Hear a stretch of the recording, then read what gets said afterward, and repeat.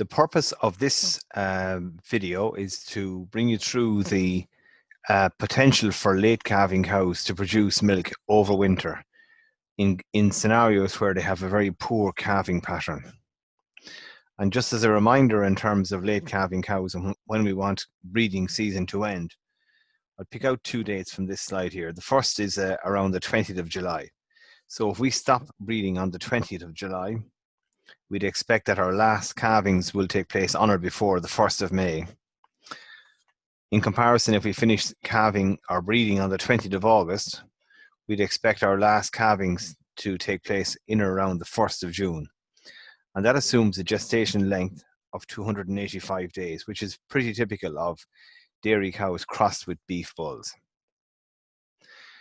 Using the national calving profile and extrapolating it to a 100-cow spring calving herd, the calving profile we'd see for those 100 cows would be 4 calving in January, 35 and 34 in February and March respectively, and then 27 of those cows would calve from the 1st of April on. Just over half of that number, or 15, would calve in April, 9 would calve in May, and 3 in June. If we wanted not to have the June calvers again, we'd have to stop breeding around the 20th of August.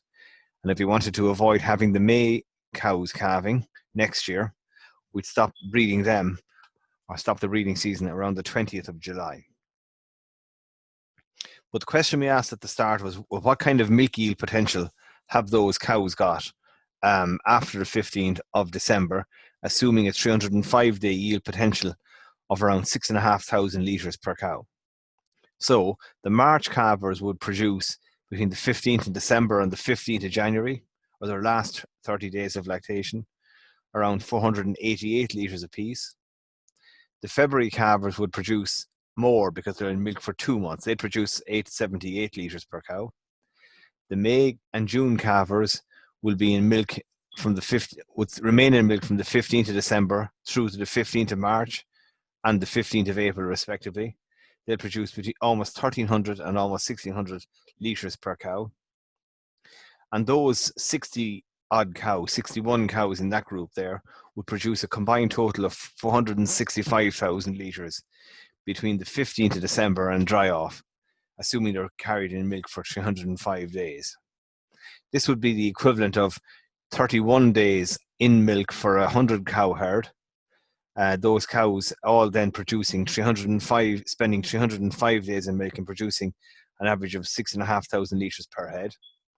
But we do know, however, that herds with a good calving profile, a much tighter calving profile, have lower production costs, have more milk produced across the summer during the grazing season, and will produce much less milk after the 15th of December.